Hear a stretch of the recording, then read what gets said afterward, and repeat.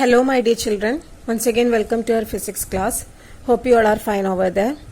Children, in the previous session we had discussed about some of the properties of fluids, especially the pressure, the variation of pressure with respect to height. We also discussed about the gauge pressure and absolute pressure. Also we discussed an interesting concept, that is hydrostatic paradox. The atmospheric pressure can be measured using an instrument which is known as mercury barometer and which was invented by Evangelista Torricelli. He was an Italian scientist.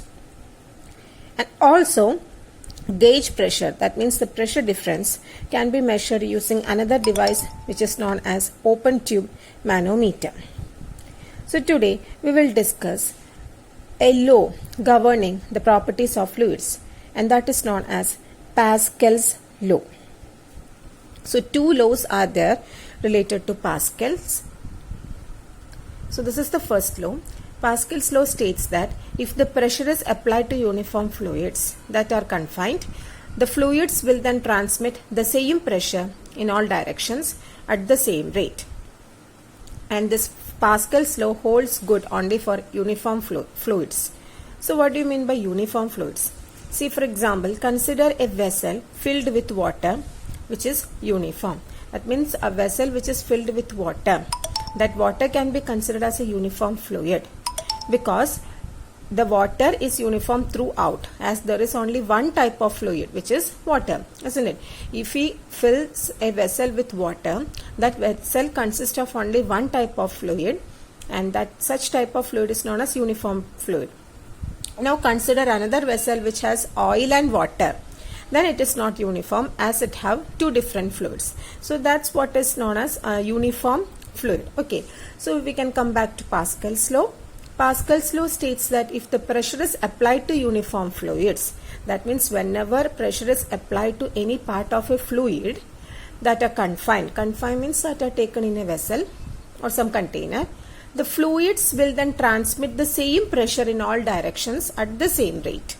For example, see, if we consider a container like this, consider some water is filled inside this container. So this is a uniform fluid and also this is confined, it is at rest. Now suppose pressure is applied at this point of the fluid. So whenever a pressure is applied to any point, so consider pressure is applied to this point of the fluid, then the fluid particles will transmit the same pressure to all directions in the same rate. Okay, so the pressure experienced at this point will be transmitted to all the directions within the same rate. That means pressure experienced at this point, pressure experienced at this point, everywhere will be same. That means the pressure transmission will be uniform. Okay, so this is Pascal's law, first law. Now what is second law? Pascal's second law states that this is also known as Pascal's law for transmission of fluid pressure. So this Pascal's law states that the pressure exerted anywhere in a confined incompressible fluid is transmitted undiminished and equally in all directions throughout the fluid. So whatever we discussed in the first part, the same thing is repeated in the second part. So both the statements together constitute Pascal's law, and we are much more concerned with this law. That means the Pascal's law for the transmission of fluid pressure. So here can you see this piston? So A is a piston, at the same time all the other three are also pistons. So whenever we push the piston A downwards, we are applying a pressure in the system.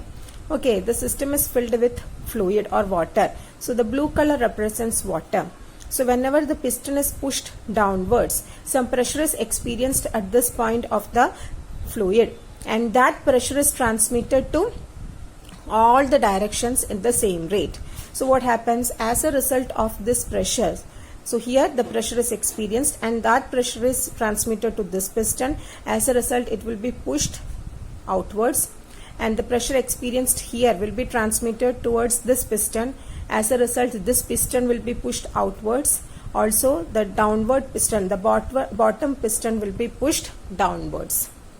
Okay, so all the other three pistons will be pushed outwards as a result of the pressure experienced at the fluid. Okay, and all the three pistons will be pushed outwards through the same distance. Okay, so this is Pascal's law for the transmission of fluid pressure. Okay. Now what are the applications of this Pascal's law?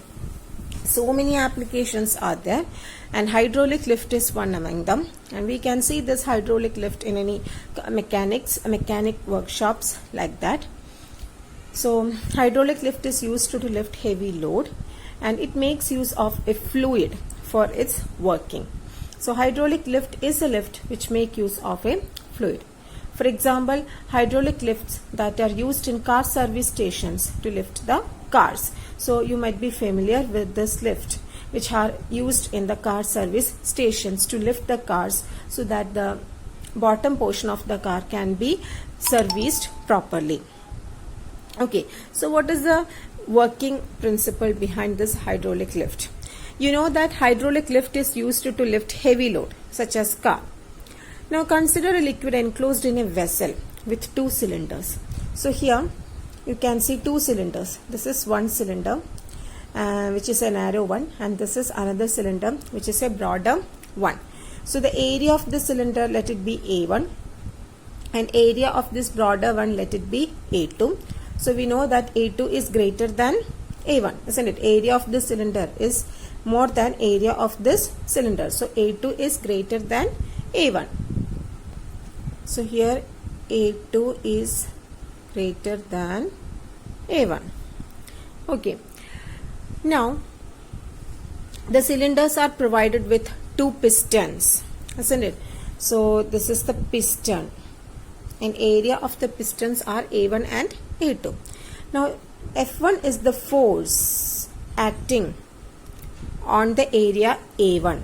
Similarly, F2 is the force exerted on the area A2.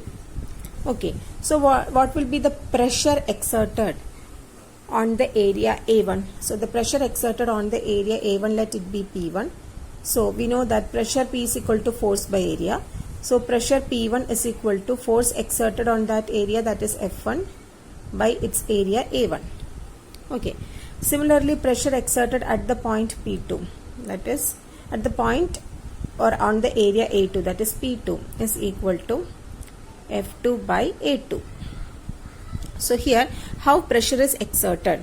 See, push the piston with area A1 downwards. Okay, this piston. Okay, push this piston, the narrow one, downwards. So when that piston is pushed downwards by applying a small force F1, what happens?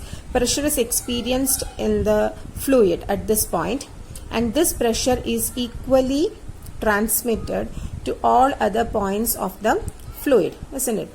So pressure will be experienced, the same pressure will be experienced here.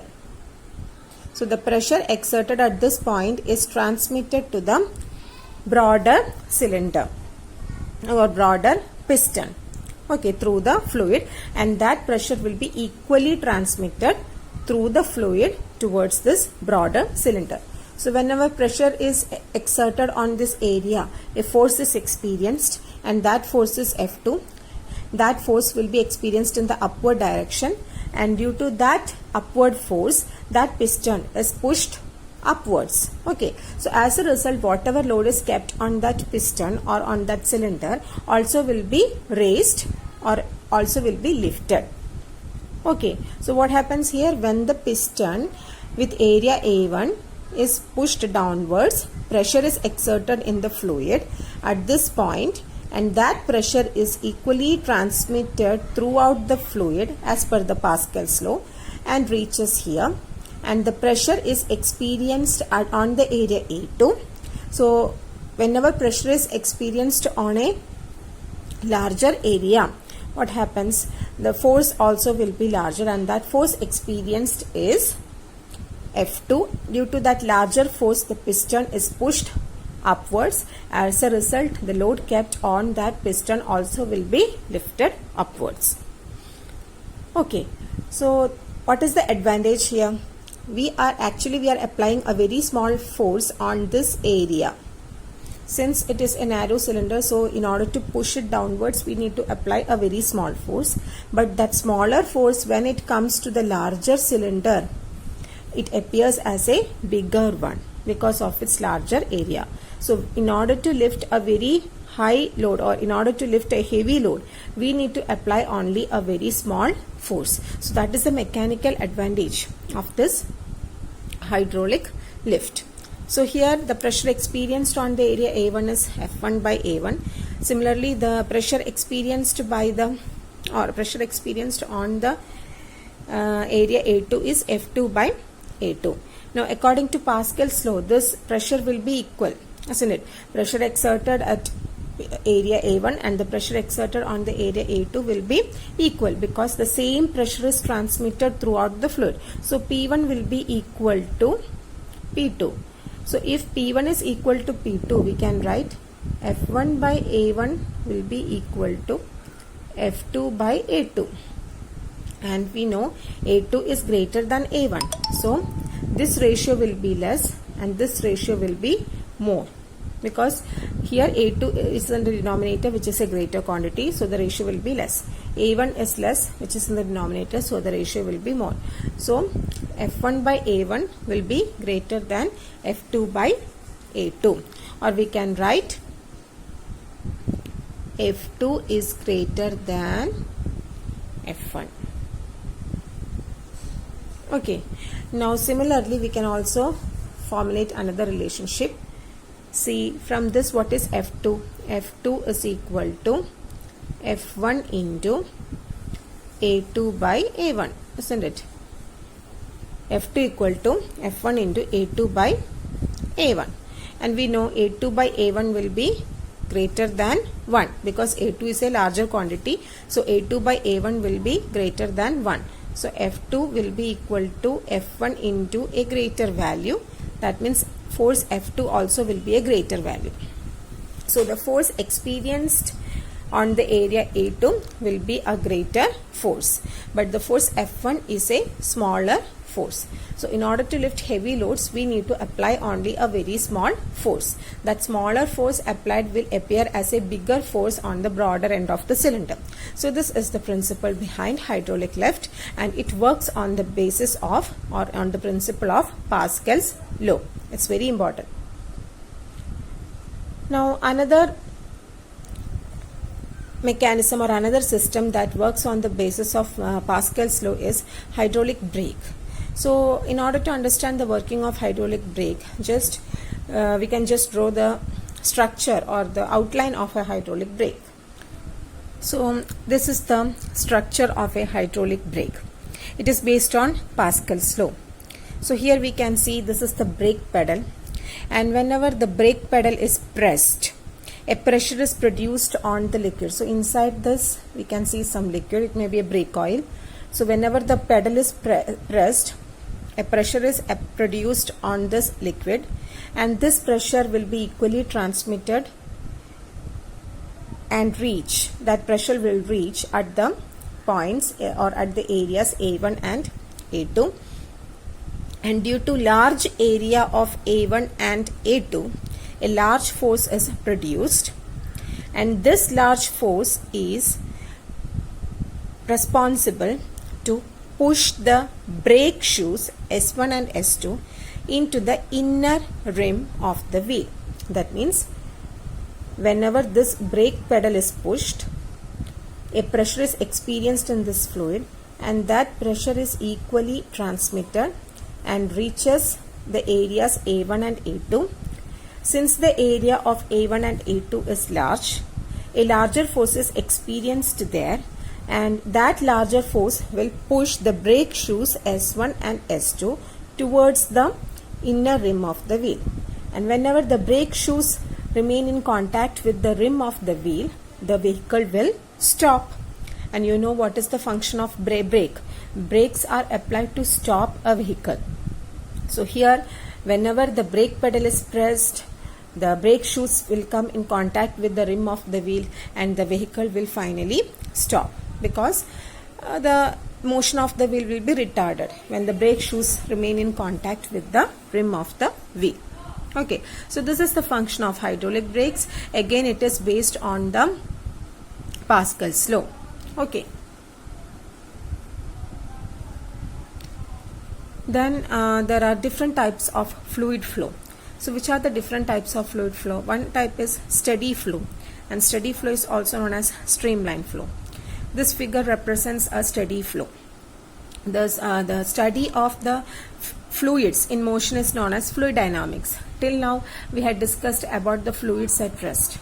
From now onwards, we will discuss about the motion of the fluids, and this is one type of motion shown by the fluids, and this is known as a steady flow, and the figure shows a steady flow. The flow of the fluid is said to be steady if at any given point the velocity of each fluid particle remains constant in time.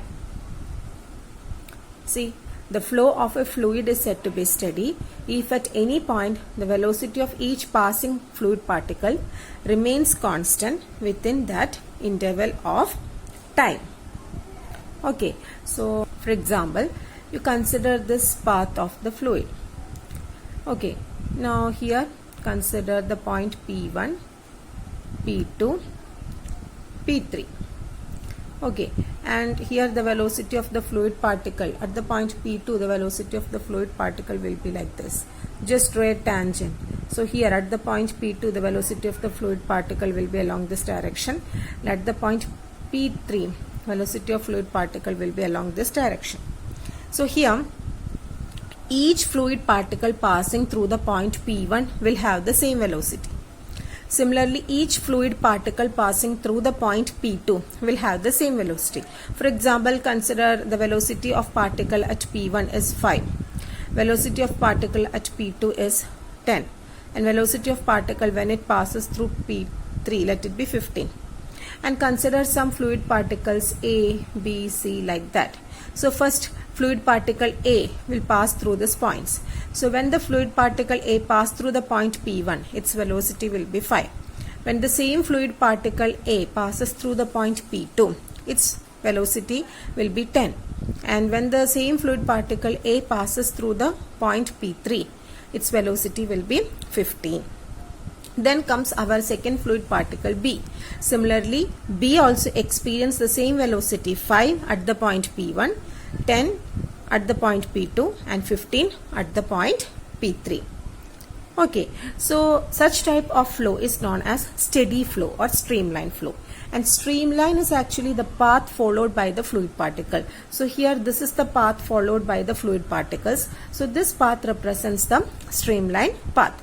Now it means, or streamline, it means that at any particular instant the velocities of all the particles passing through at any particular point will be same, isn't it? So if here you will if you consider the point P1, velocity of all particles passing through the point P1 will be 5, will be same.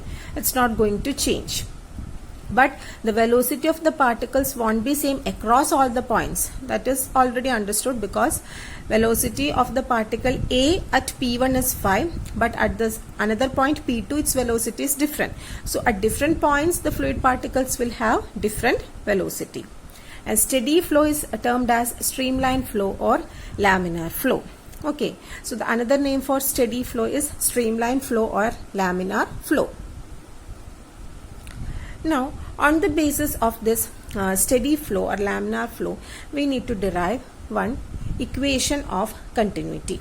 So, equation of continuity states that flow rate of an incompressible fluid is constant. Flow rate of an incompressible fluid is constant, and the quantity flow rate is denoted by area into velocity.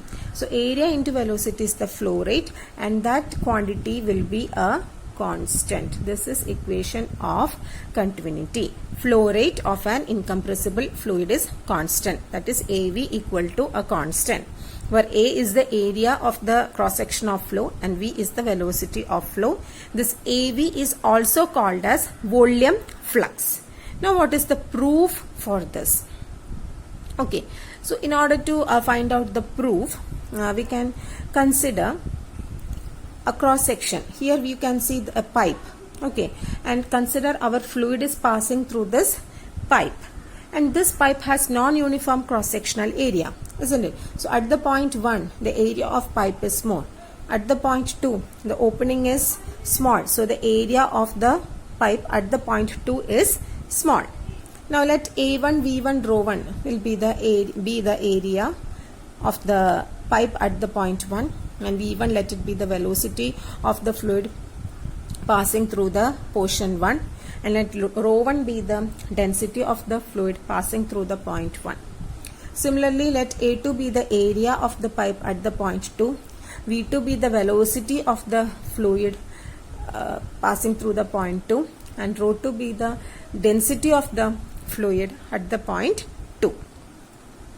Okay, now we can go for the derivation part. So here, the mass of the liquid passing through the area 1 and area A1 and area A2 will be same, isn't it? Whatever fluid is entering into the fluid or entering into the pipe, same amount of fluid will be coming out of the pipe, isn't it? Whatever fluid is entering into the pipe, same amount of fluid will be coming out of the pipe. That means mass of the liquid passing through the area A1 and passing through the area A2 will be same. Okay, so how will you find out mass? So mass of the liquid passing through the point 1, so let it be M1, and you know mass is equal to density into volume.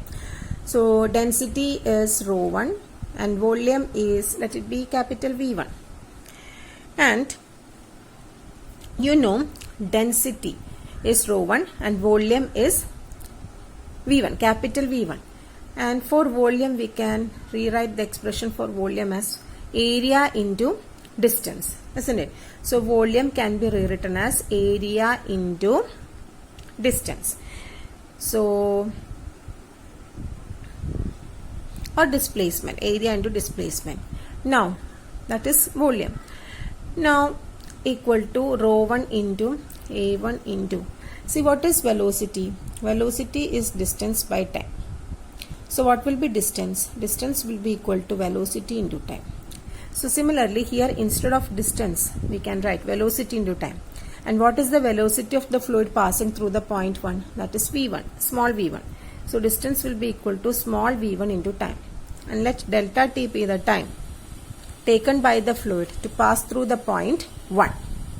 Okay, so the mass of the fluid passing through the point 1 is rho 1 A1 V1 into delta t. How do we get this expression?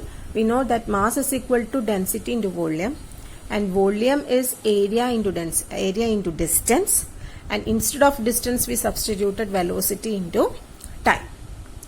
And similarly we can write mass of the fluid coming out of the section 2 is rho 2 A2 V2 into delta t. Okay, and I had told you both the mass will be same. Mass of the fluid entering into the tube and mass of the fluid coming out of the tube will be same. So M1 will be equal to M2. So whenever you equate the expression, you can write rho 1 A1 V1 delta t is equal to rho 2 A2 V2 into delta t. This delta t time remains the same because the liquid will enter into the fluid and comes out of the tube within a time delta t. Now here we can cancel this delta t and delta t. So again we are left with another expression, that is A1 V1 rho 1 A1 V1 equal to rho 2 A2 V2. Now just think about the density of the fluid. Density of the fluid will be same, isn't it? Same fluid is passing through the points A1 and A2. So density will be same. That means rho 1 will be equal to rho 2. So that will be cancelled and we are left with area into velocity equal to area into velocity. That means the product area into velocity at the point 1 is equal to the product area into velocity at the point 2. That means the product area into velocity at both the points will be same. And this product area into velocity is known as flow rate or volume flux. So that means we have proved the product area into velocity is a constant. Whenever a quantity is constant, we can write this expression like this: A1 V1 equal to A2 V2.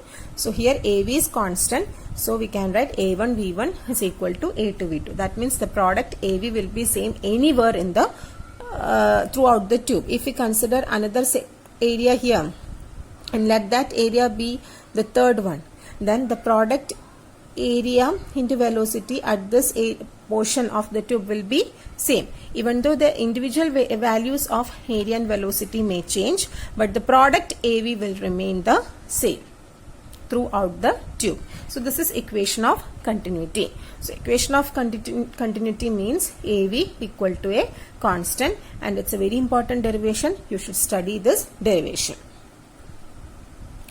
Now we had studied about laminar flow or streamline flow or turbulent flow, isn't it? And another type of flow is there which is known as turbulent flow.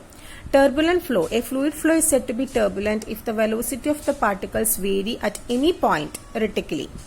Okay, so that means it's not an ordered flow. Streamline flow was an ordered flow, and we can see the lines were parallel to each other. But here, this is the best example for turbulent flow. It's a flow in a disordered manner. This means that the fluid particles are moving here and there. They are not moving in an organized manner. They all will have different velocities. Because in a streamline flow, all the particles will have same velocity at a particular point. But here, all the particles will have different velocities. And eddies are generated by this flow. Eddies means ripples are generated by this flow. And all the particles move here and there randomly. Just think about a agarbatti smoke.